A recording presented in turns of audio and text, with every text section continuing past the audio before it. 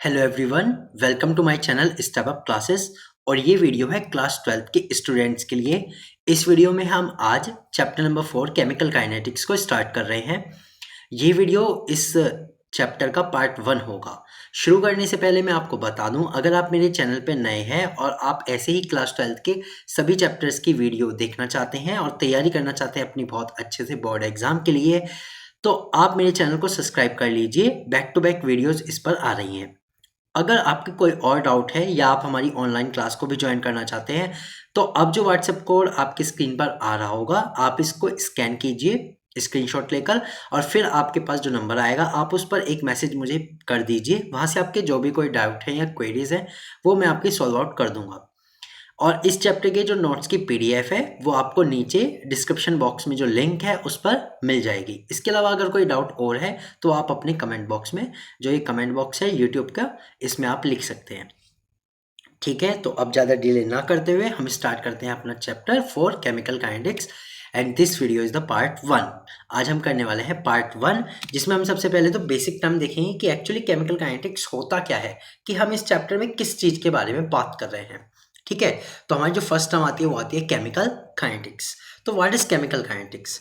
The area of the chemistry which deals with the reaction rates and the sequences of step by which reaction occur is called chemical kinetics. तो chemical kinetics है क्या? Actually chemical kinetics physical chemistry का वो area है या वो branch है जो डील करती है रिएक्शन रेट से, कि कोई रिएक्शन जो होती है उसका रेट कितना है, वो कितनी तेजी के साथ हो रही है, कितने स्लो हो रही है। तो एक तो उस चीज़ से डील करती है। And the sequences of step, अब वो रिएक्शन हो कैसे रही है, उस रिएक्शन का मैकेनिज्म क्या है, वो रिएक्शन कितने स्टेप्स में हो रही है, किस किस तरह से उसमें क्या क्या चेंजेस आ रहे हैं। जो केमिस्ट्री का एरिया इन दो चीज़ से रिलेटेड, इस दो चीज़ से डील करता है, इस दो चीज़ से रिलेटेड है, उसे हम कहते हैं केमिकल काइनेटिक्स, रासायनिक गतिकी। ठीक है, the study of the chemical kinetics divided into two parts. ये जो स्टडी है केमिकल काइनेटिक्स की, इसको जनरली दो पार्ट में डिवाइड किया गया है। फर्स्ट है रेट ऑफ रिएक्शन। पहले में हम पढ़ेंगे रेट ऑफ रिएक्शंस के बारे में, कि रिएक्शन का रेट क्या होता है, उससे रिलेटेड जितनी भी चीज़ें हैं वो क्लियर करेंगे। एंड सेकेंड पार्ट में आता है collision theory of the reaction with mechanism. फिर आती है जो कॉलिजन थ्योरी है वो, और उसका मैकेनिज्म क्या होता है वो। ठीक है, तो अब सबसे पहले हम देखते हैं on the basis of the rate of reactions are broadly classified into three categories. ये कहना है रेट ऑफ रिएक्शन के बेस पे, कि कोई रिएक्शन जो है उसका रेट कितना है, वो तेज है, स्लो है या बहुत मॉडरेट है। तो उसके बेस पे रिएक्शंस को तीन कैटेगरी में डिवाइड किया गया है। तीन कैटेगरी में फर्स्ट आती है वेरी फास्ट और इंस्टेंटेनियस रिएक्शन। ये ऐसी रिएक्शन है जो बहुत तेजी के साथ हो जाती है। जैसे क्रैकर्स, जो क्रैकर्स होते हैं वो बहुत तेज़ी के साथ जब बर्न करते हैं तो बहुत तेज़ी के साथ रिएक्शन होती है। वो रिएक्शन शायद सेकेंडों में हो जाती है। ठीक है, is like blasting a bomb. जब कोई बॉम्ब ब्लास्ट करता है, ठीक है, तो ये भी कैसी रिएक्शन है, ये भी एक वेरी फास्ट रिएक्शन है, इंस्टेंटेनियस रिएक्शन है। सेकेंड आते हैं वेरी स्लो रिएक्शन। अब वो रिएक्शन आते हैं जो बहुत ज़्यादा स्लो हैं, जिन्हें होने में बहुत ज़्यादा टाइम लग जाता है, लाइक आवर्स और डेज और ईयर्स। ठीक है, जैसे कि मैं इसका एग्जांपल दे सकता हूँ, रस्टिंग ऑफ आयरन, जैसे कि लोहे में जंग लगना। अब भाई लोहे में जो जंग लगती है वो एकदम रातों रात तो लगती नहीं, उसमें कुछ मंथ्स लग सकते हैं, कुछ टाइम लग सकता है। ठीक है, like change of carbon into diamond. जो कार्बन होता है वो जब डायमंड में बदलता है, ठीक है, ये जो प्रोसेस होता है बहुत ही स्लो होता है। It takes lots of time और मैनी ईयर्स। ठीक है, तो इस तरह के रिएक्शन जो होते हैं वो बहुत स्लो रिएक्शन हम कह सकते हैं, ये रिएक्शन बहुत स्लो होती हैं। थर्ड हमारी सबसे अच्छी रिएक्शन आती है मॉडरेट रिएक्शन। अब मॉडरेट रिएक्शन वो होती है जो पर्टिकुलर एक अच्छे से टाइम में हो जाए, लाइक 1-2 मिनट या 10 मिनट तक में हो जाए, और इसमें जो चेंजेस होते हैं वो भी हमें विजिबल होते हैं कि इतने में, इस टाइम में क्या चेंज हुआ। इसलिए हम जनरली जो अब बात करेंगे वो सारी की सारी मॉडरेट रिएक्शन से रिलेटेड बात करेंगे। ठीक है, तो अब हम चलते हैं आगे। अब हमारे पास एक टॉपिक आता है रेट ऑफ रिएक्शन। ये सबसे मोस्ट इंपॉर्टेंट टॉपिक है। ठीक है, rate of reaction. The rate of reaction, average rate, is defined as the change in concentration of any of its reactant or product per unit time.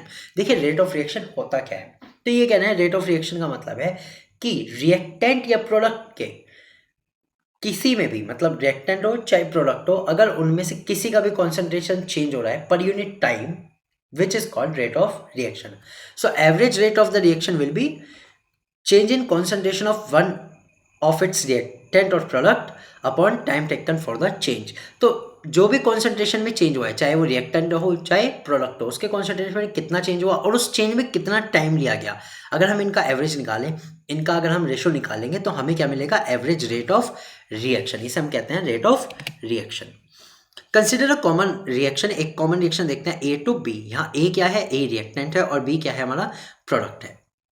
The average rate of the reaction may be express may be either in the terms of decrease in concentration of reactant से। अब देखिए reactant जो है उसका concentration क्या होगा, घटेगा, क्योंकि वो क्या बनाएगा, प्रोडक्ट बनाएगा।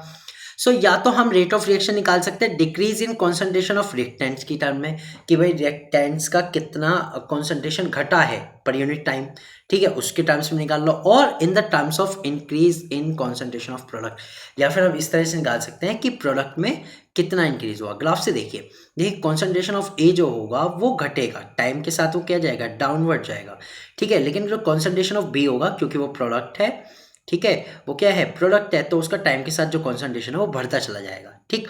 तो रेट को हम दोनों टर्म्स में निकाल सकते हैं, चाहे तो ए के टर्म्स में निकाल लो, रिएक्टेंट के टर्म्स में, या फिर बी प्रोडक्ट के टर्म्स में निकाल दो।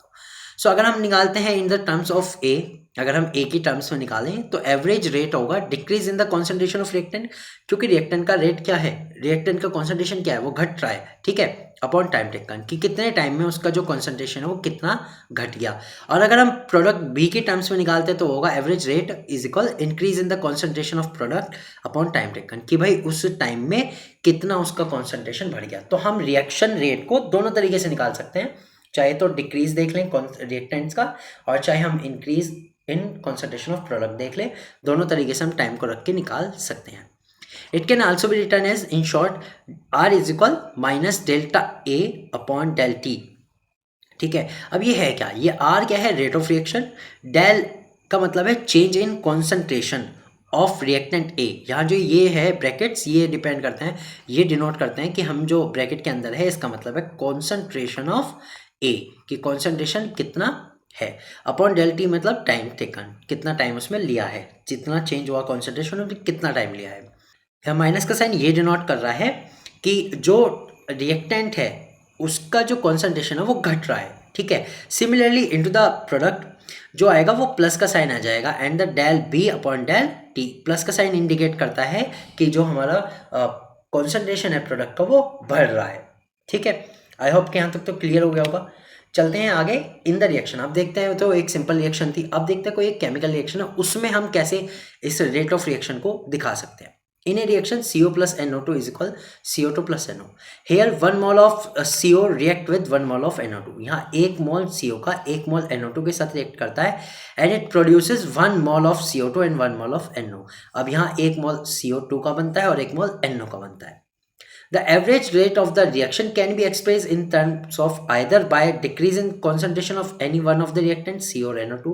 अब हम कह रहे हैं जो रेट ऑफ रिएक्शन है वो आप किसी भी टर्म्स में लिख सकते हो, चाहे तो आप decrease in concentration of reactant लिख लो, कोई भी एक रिएक्टेंट, चाहे CO चाहे NO2, और by increase in the concentration of any one product, या फिर आप लिख लो उसे इंक्रीज इन कॉन्सेंट्रेशन की टर्म्स में प्रोडक्ट के, ठीक है, चाहे आप CO2 का ले लो चाहे NO का ले लो। यानी हम किसी भी एक के टर्म्स में, किसी भी एक के कॉन्सेंट्रेशन के डिक्रीज और इंक्रीज के टर्म्स में रेट ऑफ रिएक्शन लिख सकते हैं, ठीक है। सो इस रिएक्शन के लिए जो हमारी रिएक्शन है, इसके लिए जो हमारे पास रेट कॉन्सेंट्रेशन आएगा, रेट ऑफ रिएक्शन, वो हम कुछ इस तरह से लिखते हैं, minus del concentration of CO upon del T, ठीक है, is equal minus del NO2 upon del T. आप ये देखिए इन दोनों के आगे माइनस आ रहा है, इसका मतलब है डिक्रीज इन कॉन्सेंट्रेशन। यहाँ जो कॉन्सेंट्रेशन हो रहा है वो डिक्रीज हो रहा है, क्यों हो रहा है, क्योंकि दोनों के दोनों रिएक्टेंट्स हैं और रिएक्टेंट का जो कॉन्सेंट्रेशन है वो घटता है, ठीक है, इज इक्वल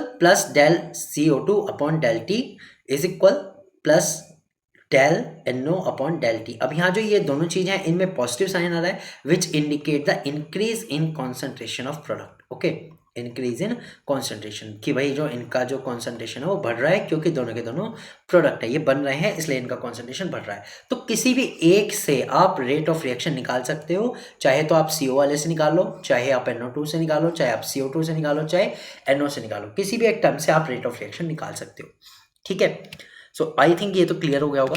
चलते हैं आगे। अब फॉर अ जनरल रिएक्शन एक और एग्जांपल देखते हैं। 2H2O2 is equal to H2O plus O2। It is observed that 2 mole of H2O2 decomposes, 1 mole of O2 is formed in the same time. ये कह रहे हैं जब H2O2 के 2 मोल्स डिकम्पोज होते हैं, टूट जाते हैं, तो 1 मोल O2 बनता है और 1 मोल H2O बनता है. The rate of increase in the concentration of O2 therefore is the half of the rate of disappearance of the concentration of H2O2 in the same time. तो इसका मतलब है कि जो O2 बन रहा है उसका जो रेट है वो H2O2 के डिसअपीयरेंस की रेट से, यानी उसके घटने की रेट से हाफ है.